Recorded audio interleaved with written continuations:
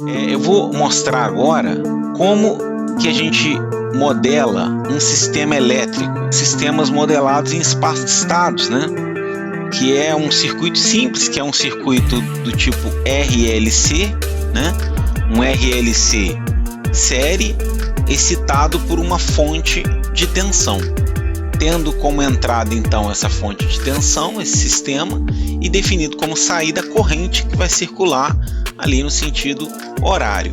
E vou definir aqui, por uma questão de conveniência, que a tensão no capacitor, nesse sentido aqui, importante o sentido da seta, né?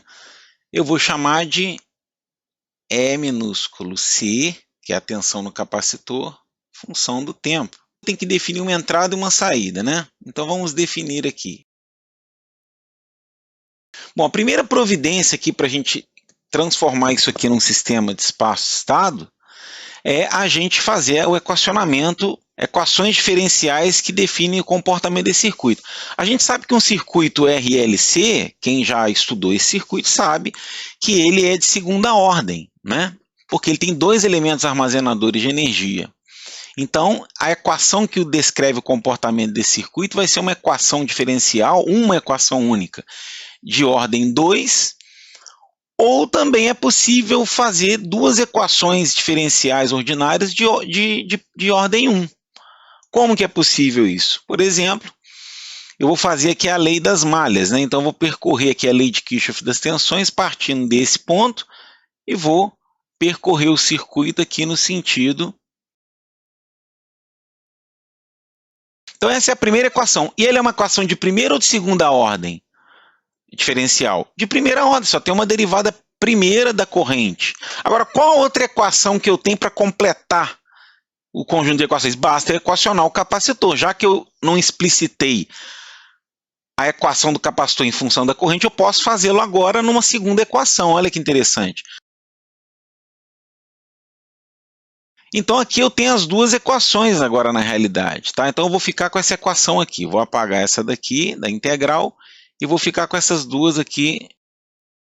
Bom, nesse ponto aqui eu tenho duas equações diferenciais, tá? E eu vou definir então, se o meu sistema é de segunda ordem, eu vou ter que definir, eu tenho um sistema de ordem 2, então esse sistema em espaço de estados, ele vai ter o quê? Ele vai ter ordem 2, né? A matriz dele vai ser 2 por 2, ele vai ter dois estados, tá? Então eu vou ter que definir os estados. A gente sabe que são dois estados, porque o sistema é de segunda ordem. Tem dois elementos armazenadores de energia. Mas quais serão os estados? Você é que escolhe. Então aqui uma escolha natural, geralmente, que a gente faz é escolher a tensão no capacitor, que é o que dá a condição inicial para o capacitor, não é isso? E a corrente no indutor.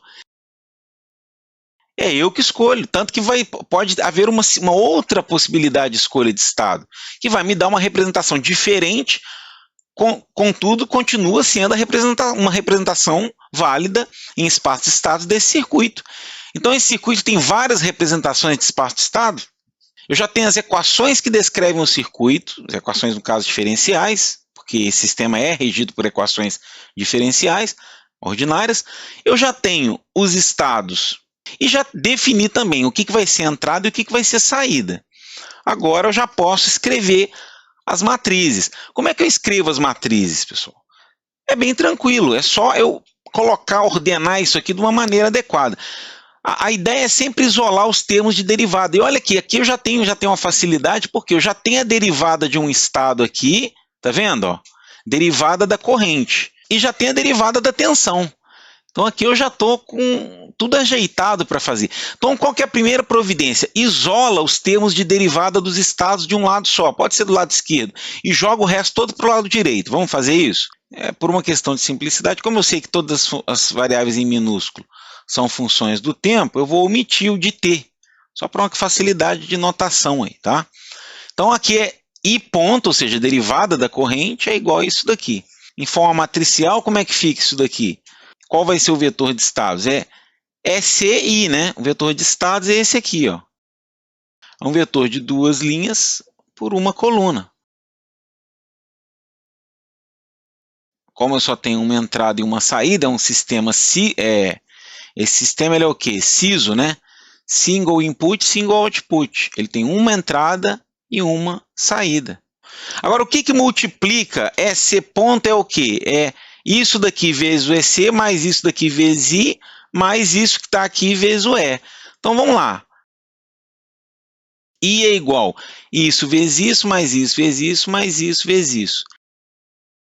Então, x ponto é igual a x, né? Vamos colocar aqui. O que é isso aqui? Seria meu x ponto. O que é essa matriz aqui? Ó? É o A, né? A, o que é isso aqui? É o vetor de estado sem derivar, x. E essa aqui é a B, e essa aqui é minha U. X ponto é a x mais BU. Ah, por que eu não usei x? Esses não precisa, você pode usar nas próprias variáveis do circuito. Qual que seria a outra equação, que é o y igual a cx mais du, né? O i é igual ao próprio i. Então, é 0 vezes o EC, certo? Se eu botar aqui 0, o i vai ser 0 vezes EC, mas quantas vezes o i? 1, né? Se eu botar 1 aqui, eu pego 1 vezes o i. Essa aqui tem que ser uma identidade. E quantas vezes tem que... Se i é igual a i, obviamente, quantas vezes eu tenho que multiplicar o e aqui, a entrada? 0. A é essa daqui, né? Minha matriz A é essa aqui, do espaço de estados. A B é... desculpa, a B é essa daqui, né? Que ela é 2 por 1. A C é essa daqui. E a D, por acaso, é 0. É um escalar, que é essa daqui. Tá? Então, aqui eu tenho as minhas matrizes A, B, C e D. Tá lá, ó. Essa é a matriz A, B, C e D do espaço de estados. Olha que interessante. Agora, se eu der valores para R e L, C, valores numéricos, eu vou ter as matrizes A, B, C e D numéricas, você concorda? Se eu colocar R igual a 5 ohms, L é igual a 3 henries e C igual a 20 microfarads. Essas matrizes ABCD, elas são função de quê? Do R e LC, né? Aqui, ó. R aqui, o C tá aqui, aparece aqui, o L aparece aqui, aqui, aqui, e aqui já é tudo número, né? Então, uma vez que eu coloque valores para os parâmetros R e LC, naturalmente que eu vou ter as matrizes A, B, C e D numéricas, tá? E aí a gente pode fazer uma série de... usar todo o ferramental de álgebra linear, cálculos com matrizes, a nosso favor, né?